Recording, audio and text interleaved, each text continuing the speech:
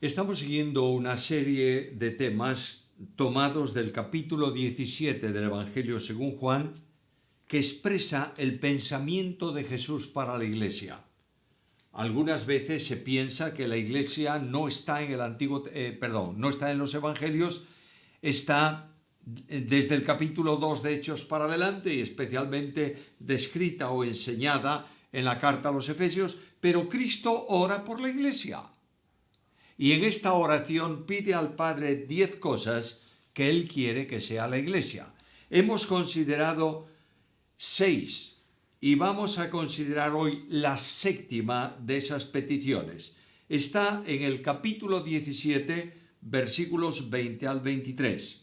Leo el texto bíblico.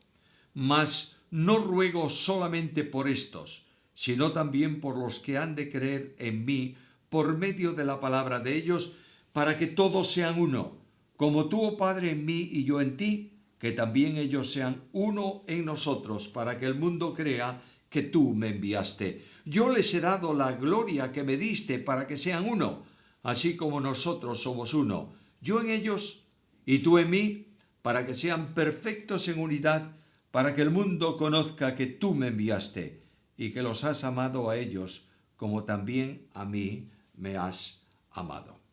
Cristo pide a su Padre por la unidad de la Iglesia. Ya lo expresó antes, versículo 11, y yo ya no estoy en el mundo, mas estos están en el mundo y yo voy a ti. Padre Santo, a los que me has dado, guárdalos en tu nombre para que sean uno, así como nosotros.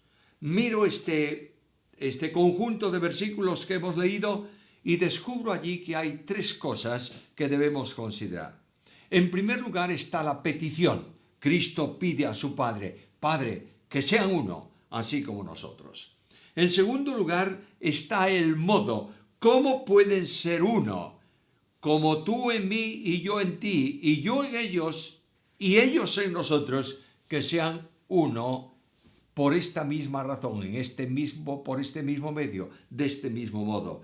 En tercer lugar está mi responsabilidad frente a la oración del Señor Jesús en cuanto a la unidad de la Iglesia.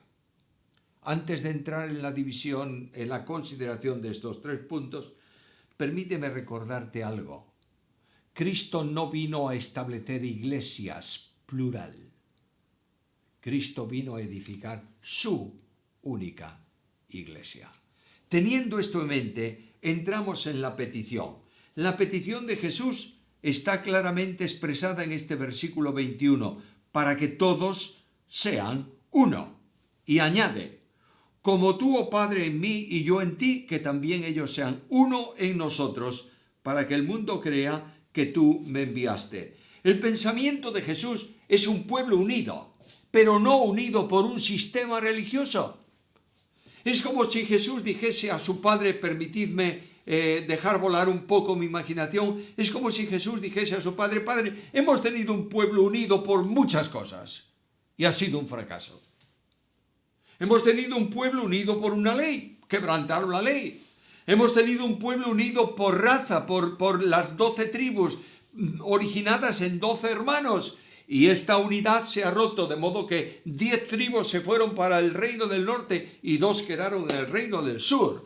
Luego viene la rebelión espiritual contra nosotros, y tú, Padre, permitiste que fuesen llevados en cautiverio a Babilonia, y allí en Babilonia fueron sometidos a un trato duro, a una experiencia dolorosa, y ellos regresaron algunos a Jerusalén. Y hoy no están unidos más que por sistema de tradición, cumpliendo la ley como de una forma pesada, como si eso les permitiese asegurar tus bendiciones. No quiero esto.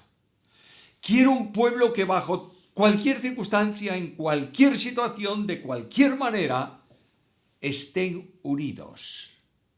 No haya posibilidad de ruptura en este cuerpo, que es mi cuerpo, y en este pueblo que tú me das. Y añade, de esta manera, como tú oh Padre, en mí y yo en ti. Cristo está apelando aquí a la unidad en el seno de la Trinidad.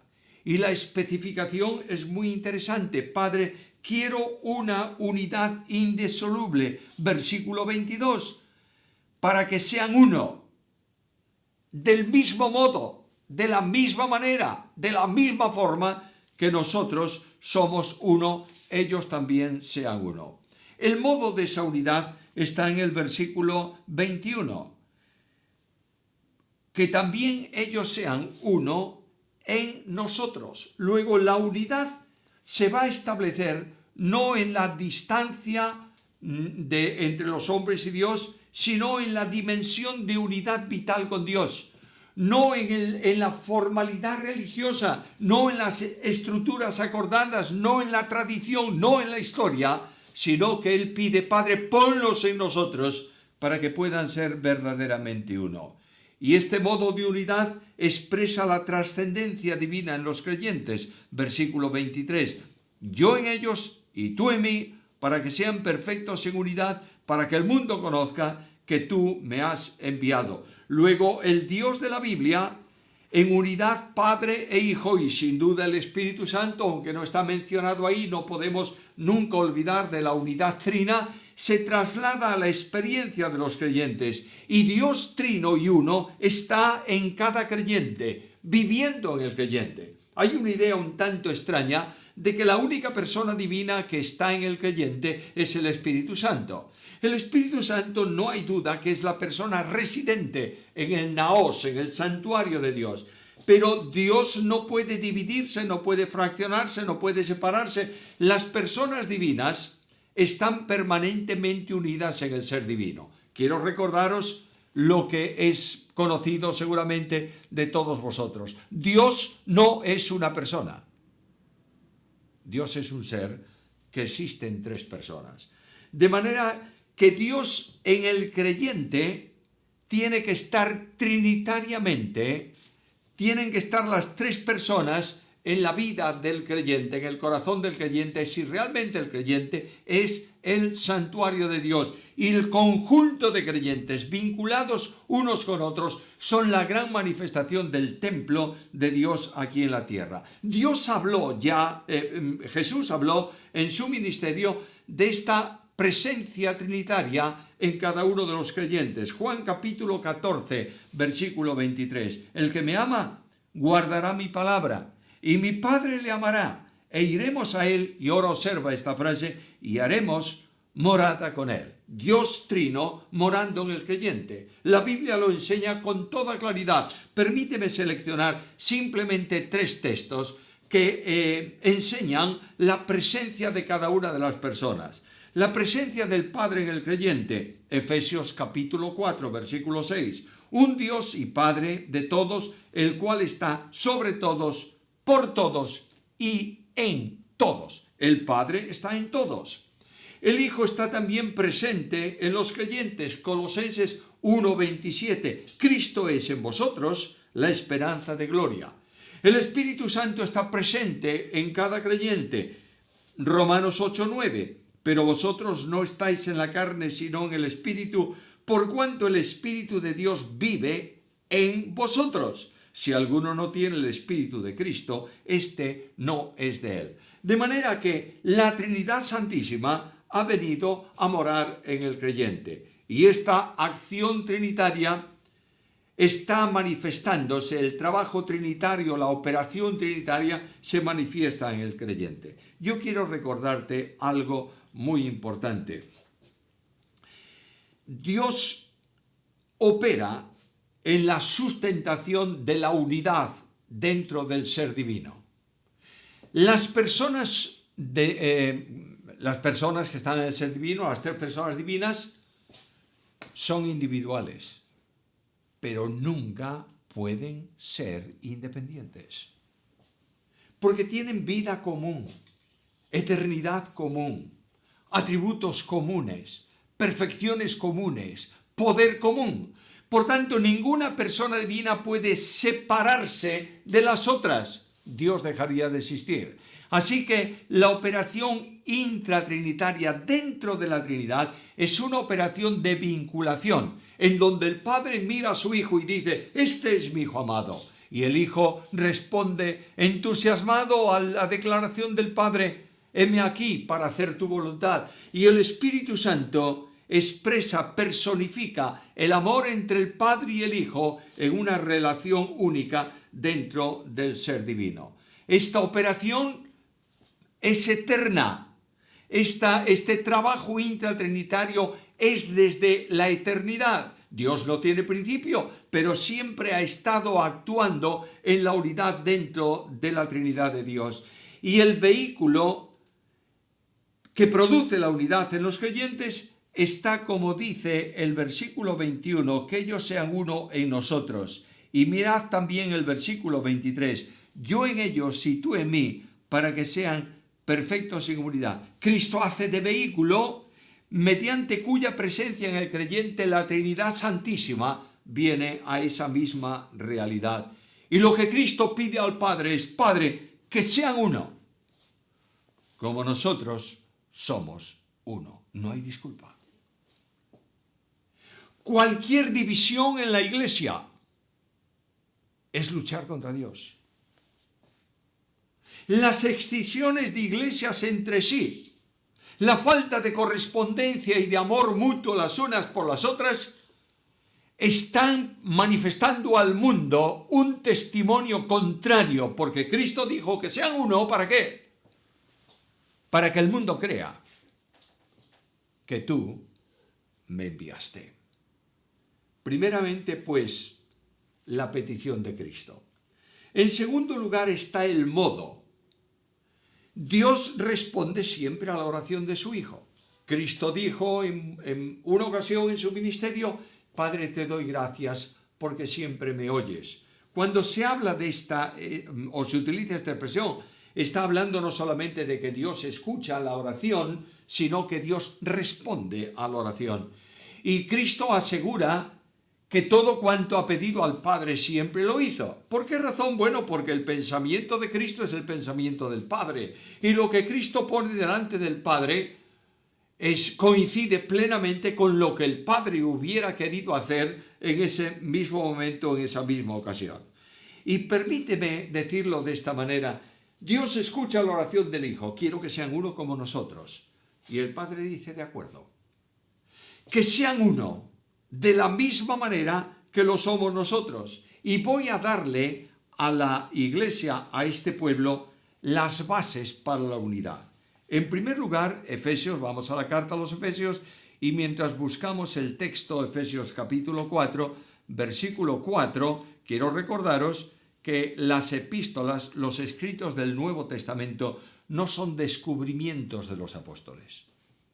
No es algo que Pablo escribe porque el Espíritu le ha iluminado. Indudablemente le ha iluminado para escribirlo y le ha inspirado, pero no sale del pensamiento de Pablo.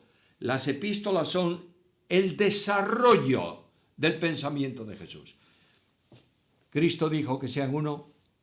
Capítulo 4 de Efesios, el Padre responde a la oración de Cristo y les da, en primer lugar, las bases constituyentes de la unidad. Capítulo 4, versículo 4. Hay un solo cuerpo y un solo espíritu, como también fuisteis llamados en una misma esperanza de vuestra vocación. Son llamadas bases constituyentes porque constituyen la identidad misma para todos los creyentes. Y estas bases son un cuerpo, un espíritu, una esperanza. Nota esto.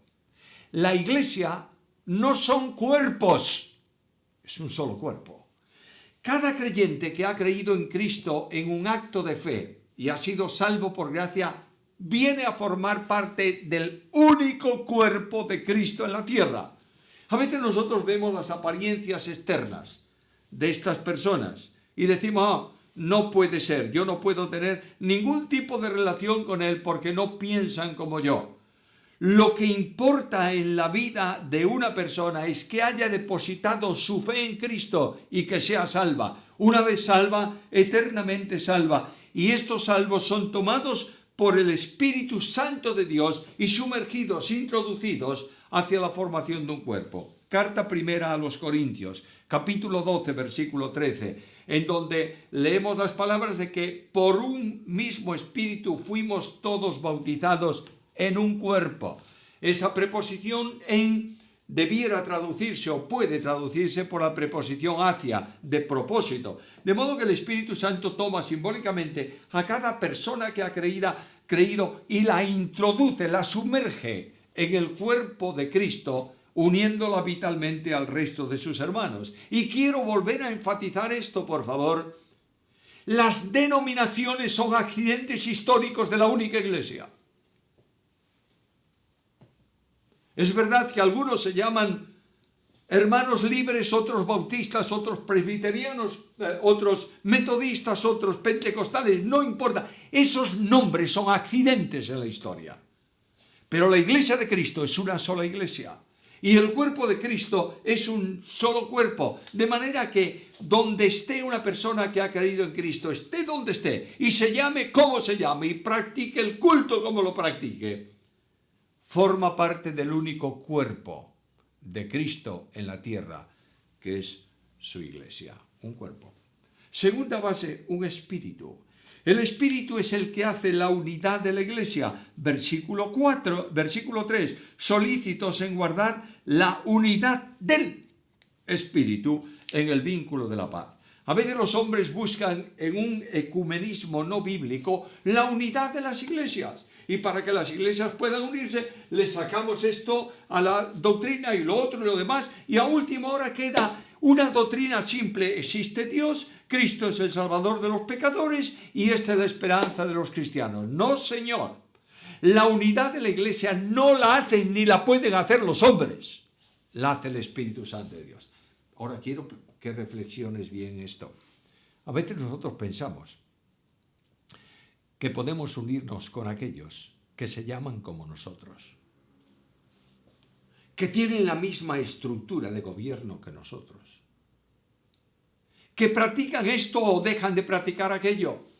La unidad de la iglesia se interrumpe visiblemente para el mundo porque a veces nosotros no la descansamos en el espíritu que hace la unidad, sino en nuestras tradiciones y en nuestra historia personal.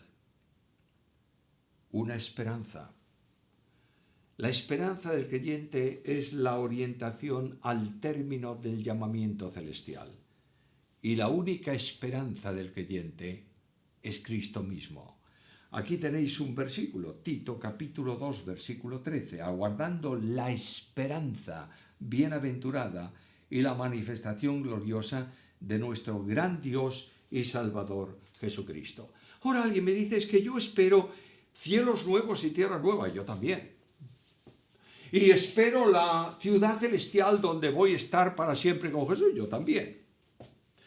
Pero nuestra esperanza no está en asuntos puntuales: el cielo, la nueva creación, la ciudad celestial, no sé qué cosas más.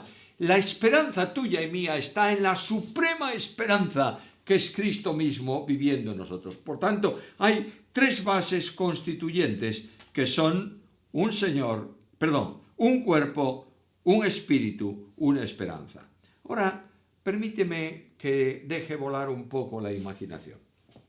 El Padre dice: ya le he dado las tres bases unitarias fundamentales. Pero voy a añadir otras tres más. Son bases fundantes, versículo 5. Un Señor, una fe, un bautismo. La unidad de la Iglesia consiste en que tiene una sola cabeza, que es el Señor. Cristo es el único Señor de la Iglesia. Es más, cuando se habla a veces de autoridades, son mis autoridades en la congregación, refiriéndose a los líderes, es una expresión que podemos entender que lo que está diciendo son los líderes de la iglesia. Pero ningún líder de la iglesia, ni pastores, ni ancianos, ni diáconos, ni nadie, son autoridades. Ejercen autoridad cuando aplican la palabra que es la única norma de fe y conducta. No hay autoridades en la Iglesia más que 3 y son divinas. Jesucristo el Señor, plena autoridad sobre la Iglesia, el Espíritu Santo, el vicario de Cristo en la tierra, la Escritura, única norma de fe y conducta. Por tanto, la Iglesia tiene un único Señor. Escuche esto. La Iglesia no descansa en doctrina, descansa en Cristo. Y Cristo es el fundamento de la Iglesia y es la cabeza de la Iglesia. El Señor dijo un día a Pedro: Pedro, tú eres Pedro y sobre esta piedra edificaré mi iglesia. Y cuando leemos ese versículo a veces pensamos, ¿qué es lo que habrá dicho el Señor a Pedro? Porque claro, algunos hablan por ahí de que la palabra tú eres Pedro se refiere a una piedra chiquita y que el fundamento de la iglesia es una roca grande, porque en el texto griego hay una palabra para roca grande y otra palabra para piedra pequeña, pero Cristo no hablaba en griego, señores. Cristo habló en arameo y en arameo no hay esa distinción. Cuando yo escucho a 2 personas hablando y no sé lo que dijeron, a mí me pareció oír algo, pero no entendí bien lo que decían. ¿Cómo resuelvo el problema? Preguntándole a los que hablaban de eso. Y yo me acerco a Pedro y le pregunto: Pedro, ¿quién es la piedra? Y Pedro me dice: la roca es Cristo. Por tanto, el descanso, el sustento de la iglesia está en Jesucristo el Señor. Y cada creyente verdadero confiesa que Jesús es el Señor. Hay algo más. No solamente hay un Señor, hay también una fe. La doctrina bíblica es la misma para toda la iglesia. Es verdad que algunos la interpretan de una forma, otros la interpretan de otra. Bueno, en todo eso hay en algunas cosas una cierta libertad. Cuando no es doctrina fundamental, es doctrina general, no secundaria. No hay doctrina secundaria, ¿eh? Toda la Biblia es doctrina porque es palabra de Dios. Pero a veces yo interpreto, pienso que lo que dice el texto es de esta manera y yo honestamente delante del Señor lo entiendo así. Pero el problema no está en que interpretemos o entendamos, es que la base de fe, la palabra de Dios, es la misma para toda la iglesia. No hay distintas palabras de Dios, solamente existió original. Hay copias, hay versiones de la palabra de Dios distintas, algunas son más fieles al original, otras no lo son tanto, pero no importa lo que. El sagrado libro de Dios es la base de fe que Dios da a la iglesia. Y esta doctrina es inalterable. Fijaros que Pablo en Gálatas capítulo 1, versículos 6 al 9, dice que el evangelio que yo os anuncio es el único evangelio válido. Y si viniera un ángel del cielo, no importa quién viniese, y os anunciase otro evangelio que no sea este, sea anatema. Querido hermano mío, ten mucho cuidado con la interpretación de la doctrina. No trates de amoldar la doctrina a tu pensamiento, sino sujeta tu pensamiento a la doctrina. Es común para todos. Judas capítulo 1 y versículo 3 afirma esto. Una fe, un Señor, tercera base, un bautismo. El bautismo, ¿base unitaria? Sí. Pero sí, se practica de muchas maneras. Hay algunos que tal vez siguiendo la didaje dicen, bueno, voy a bautizar en agua viva. ¿Y qué es bautizar en agua viva? Bueno, pues en una playa del mar o en un río o un lago, no sé dónde. Bueno, está muy bien, bauticemos ahí. A veces el bautismo se convierte en espectáculo, pero podemos bautizar en agua viva. La didaje decía, y si no tienes agua viva, bautiza en agua muerta, es decir, en el bautisterio. Muy bien, pues bauticemos en el bautisterio. Y hagámoslo por inmersión, porque bautismo significa siempre inmersión. No, señor, no significa siempre inmersión. Cuando se habla de la sangre rociada, se utiliza esa palabra. Y la palabra bautismo se utiliza también para teñir un paño de tinte. Pero efectivamente, el término más normal para entender la ordenanza de Cristo es la inmersión. Pero la didaje dice, si no tienes agua muerta, agua de bautisterio, vierte 3 veces agua sobre la cabeza de la persona. Entonces esta base unitaria no es así. Pues es así, porque no se está refiriendo al bautismo de agua, se está refiriendo al bautismo de espíritu. Y en ese bautismo todos los creyentes hemos sido bautizados. Y Dios dice, bases fundamentales o bases fundantes, bases constituyentes. Y Dios mira y dice, todavía una más. Y la séptima base es Dios mismo. Nota lo que dice el versículo 6. Efesios 4:6. Un Dios y Padre de todos, el cual está sobre todos, por todos y en todos.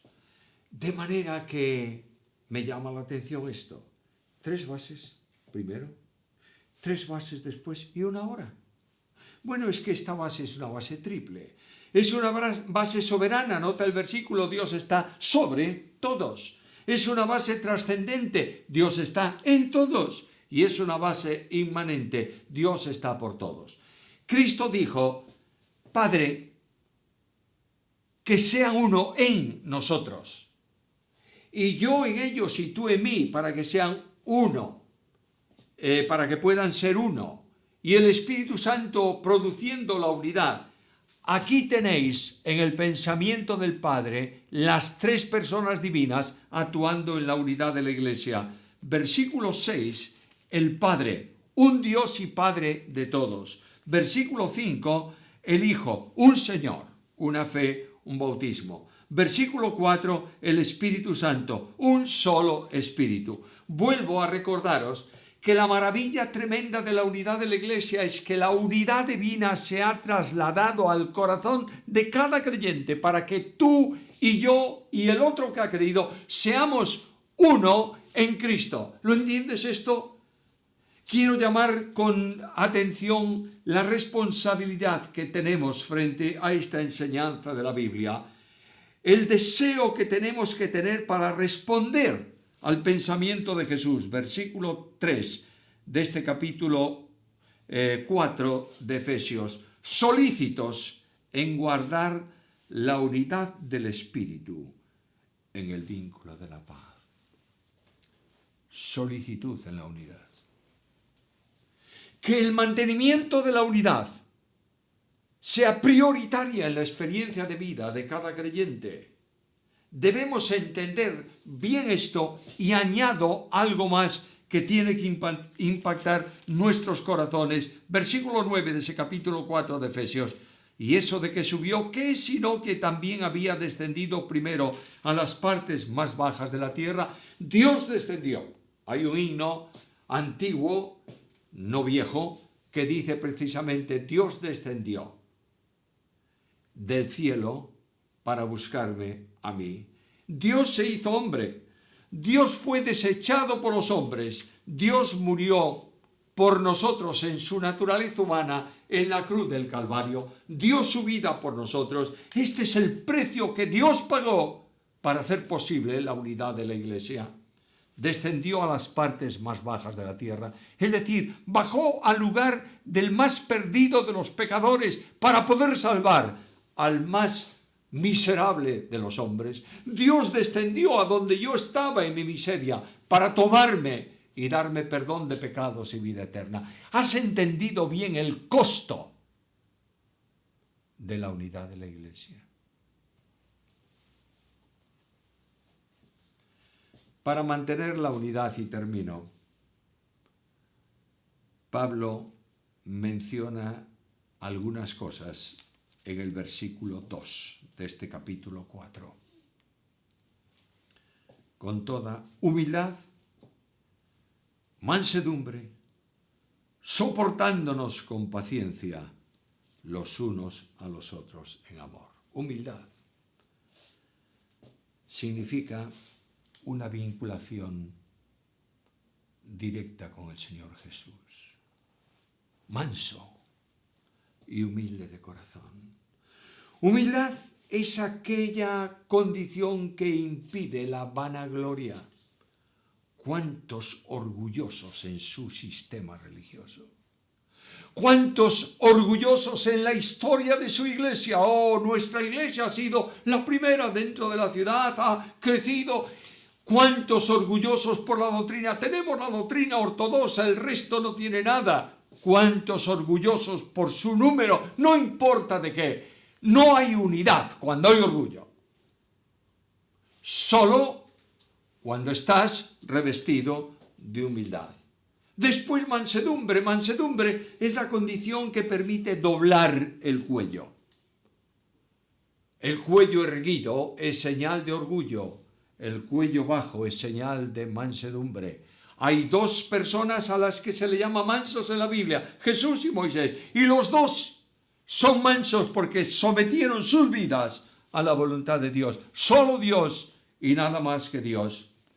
Capacidad para soportar. Esto es muy problemático. Yo veo a veces a alguna persona y digo, bueno, este es insoportable.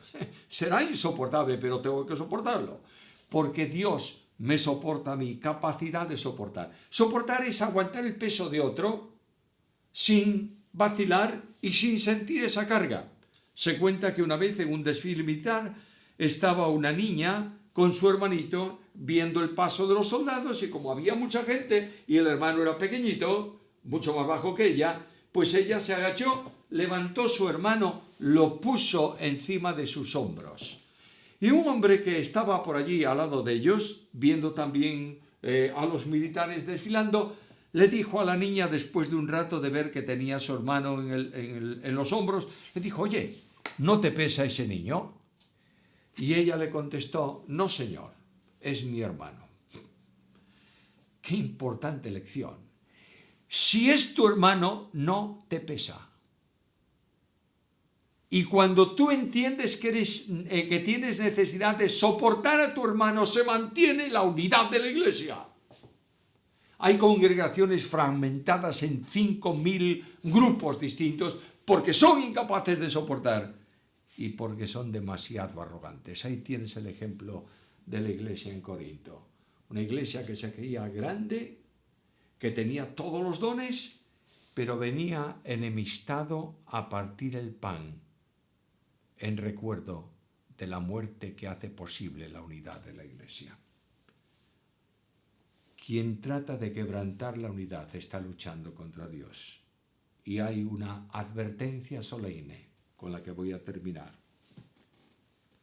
Si alguno destruye el santuario de Dios, Dios lo destruirá a él, porque el santuario de Dios es santo, el cual sois vosotros. Primera carta a Corintios, capítulo 3, versículo 17. Oh, Dios nos libre de tratar de dividir lo que Él ha unido. ¡Qué bendición tan grande sería la unidad en comunión de todos los creyentes! Pero por lo menos mantengamos con solicitud la unidad dentro de nuestra propia congregación. A Dios sea la gloria y a nosotros sus bendiciones por Cristo Jesús.